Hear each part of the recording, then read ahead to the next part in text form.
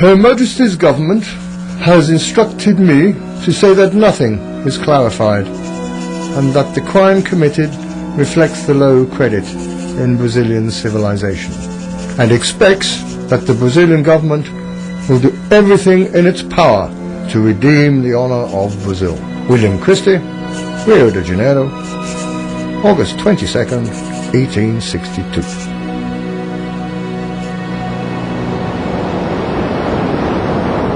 O naufrágio do Príncipe de Gales, acontecido em 1861, no inverno de 1861, teria sido mais um naufrágio a acontecer na perigosa costa do Rio Grande do Sul.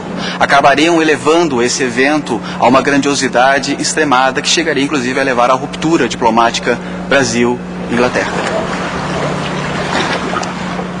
Era comum nessa época os navios encalharem, né, na costa do Rio Grande do Sul, tendo em vista as condições da época. Os ventos aqui da região, eles são muito traiçoeiros, eles mudam repentinamente.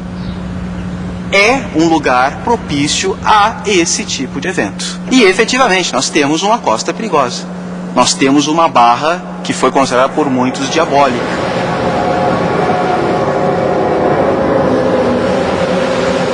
Morreu muita gente nessa praia. Por isso que chamam de Assombrado.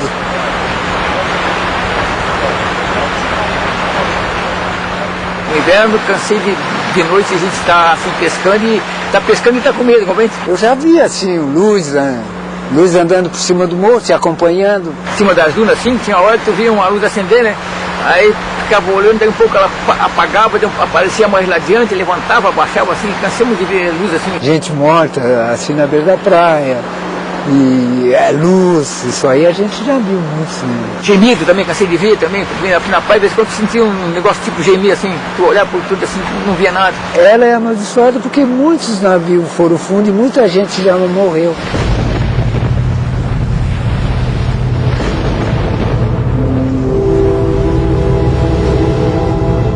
Há um receio, né, um medo instituído em relação à costa em função da história. E sem dúvidas, o Príncipe de Gales, pela repercussão que teve, provavelmente deve ter ajudado muito na construção desse imaginário, dessa mentalidade coletiva.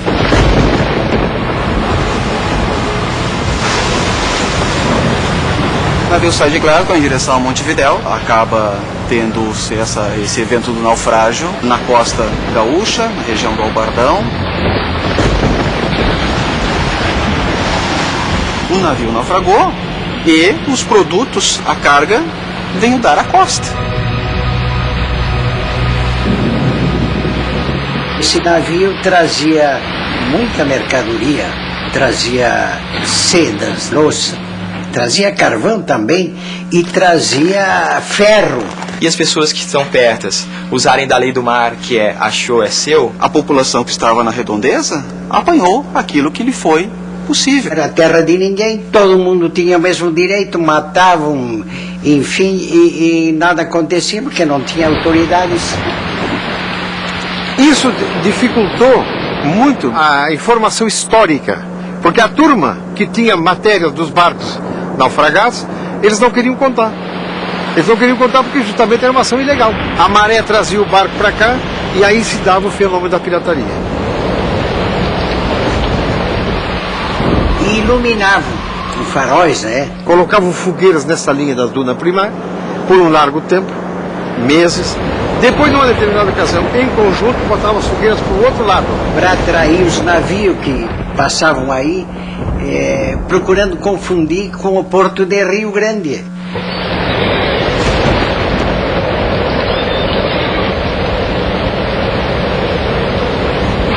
O que aconteceu, supostamente aconteceu com o Príncipe de Gales. Yes, Captain! What can you see? I can't see anything! That light, Captain! Can't see that light! é muito raro que uma tempestade por si só afunde um barco, né? Então normalmente você tem uma associação de fatores. De repente uma imperícia, uma manobra com as velas que seja mal feita, um desconhecimento, um bordo mal dado.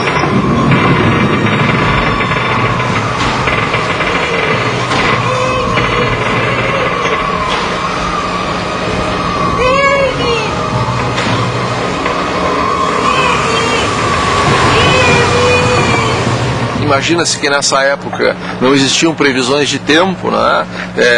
As previsões eram calcadas na experiência dos velejadores, né? Em relação aos ventos e a visão em relação ao ambiente, né?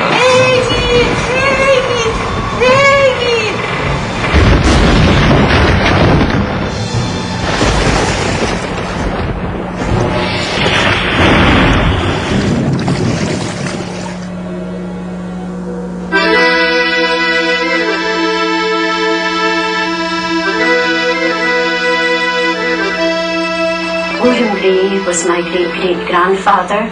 He was born in Glasgow in 1823. I was surprised to discover that William is recorded as deceased.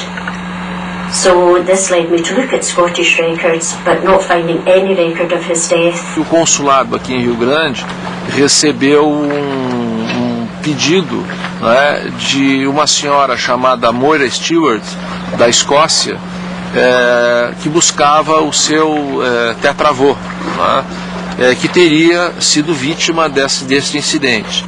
My father told me many stories about our family when I was young. I've been researching my family for 25 years, and he also had reports that the crew had been murdered on arriving safely on the beach. So I believe that this was conveyed to the families, and that of course must have been quite shocking for them.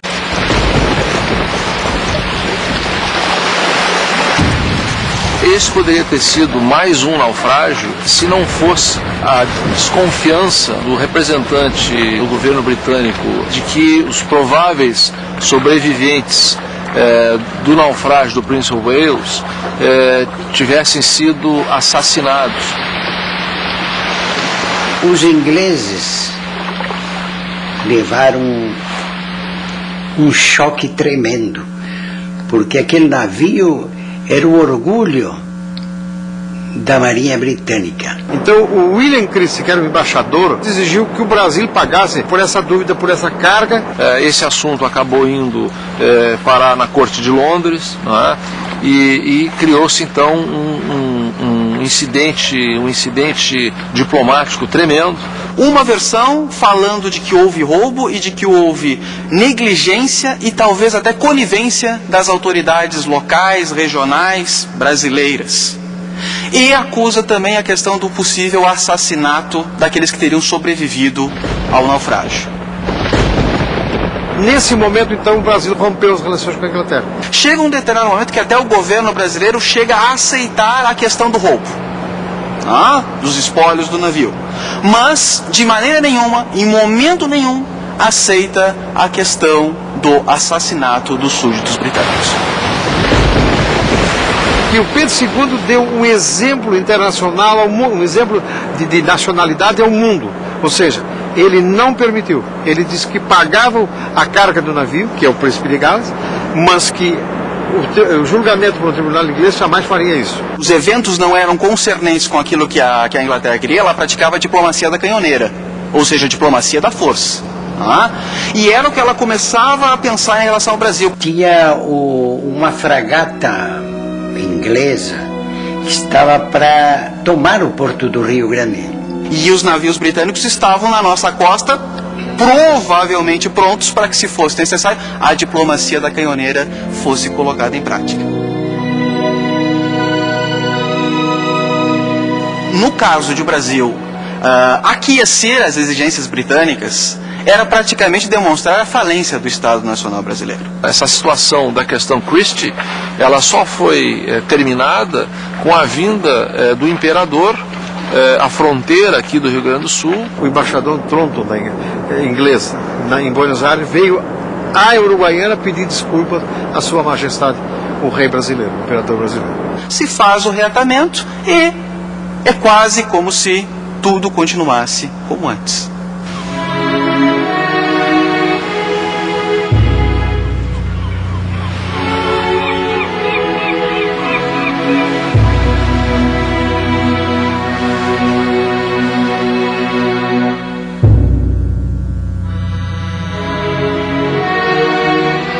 The I have any resentments about what had happened. I have to say, whilst I was very sad about the events, I must say no, because this happened 145 years ago.